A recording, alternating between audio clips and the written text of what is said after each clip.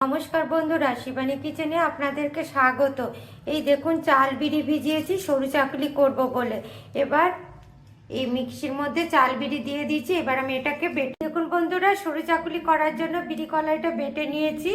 এবার এর মধ্যে এই দেখুন পরিমাণ মতো লবণ দিয়ে দিচ্ছি, দিয়ে এটাকে আমি ভালো করে ফেটিয়ে নেব। এই দেখুন, দিয়ে এটা আমি 2-3 ঘন্টা এখন রেখে দেব। এই দেখেছেন বন্ধুরা, কি সুন্দর আমার সরু চাকুলির ব্যাটারটা হয়েছে। এবার আমি সরু চাকুলিটা ঢালবো। এই দেখুন, তাওয়াতে তেল দিয়ে দিয়েছি, সর্ষের তেল। এবার এই দেখুন দিয়ে দিলাম ব্যাটারটা। এবারে এই যে তাল পাতা নিয়েছি, তাল পাতা দিয়ে এটা পাতলা করে ঘুরিয়ে দেবো। দেখুন,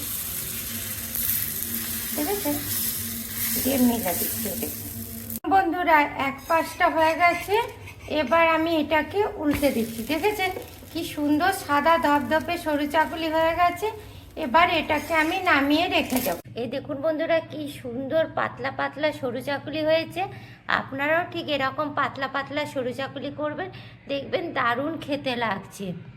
শীতের রাতে সরু চাকুলি আর খেজুর গুড় হলে আর কি চাই বলুন তো, দারুণ খেতে।